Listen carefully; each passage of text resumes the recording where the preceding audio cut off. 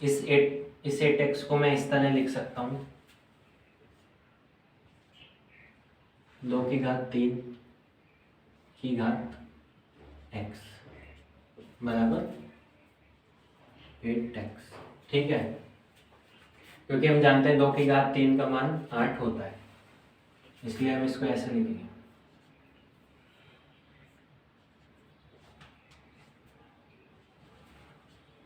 और उसी तरह इसको भी लिखेंगे।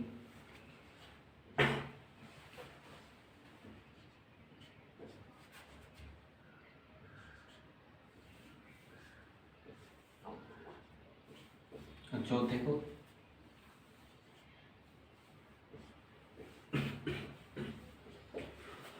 और इस 8 को हम 2 की घात 3 लिख देंगे। ठीक है, क्योंकि अब हम जानते हैं किसी भी संख्या की घात की भी घात होती है, उसको जैसे ये है, इसको मैं क्या लिख सकता हूँ, 2 की घात 3 इंटू एक्स। ठीक है, तो हम इसको लिखेंगे 2 की घात 3x प्लस 2 की घात 3x प्लस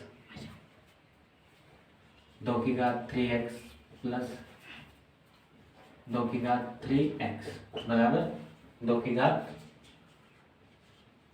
3। ठीक है,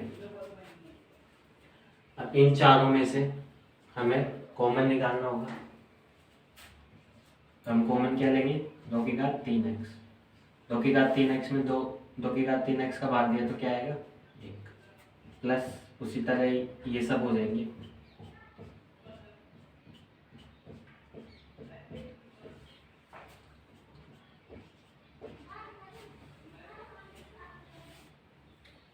ये चारों मिलके हो जाएंगे 4।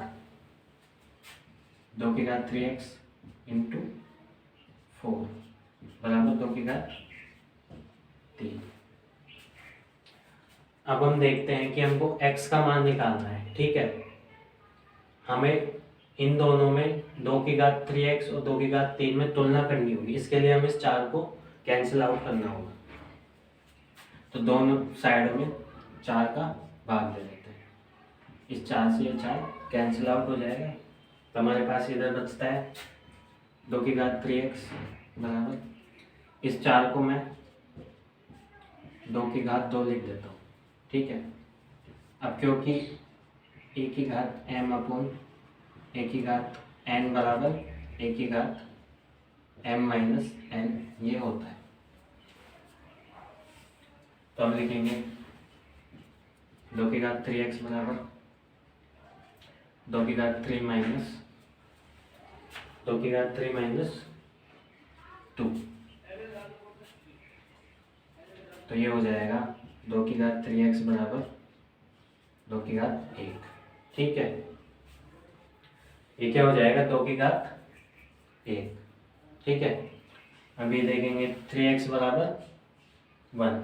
क्यों, क्योंकि आधार हमारे पास समान आ चुका है, इसलिए हम इसकी तुलना कर लेंगे, तो यहाँ से आ जाएगा 3x बराबर 1। तो x बराबर क्या आ जाएगा, 1/3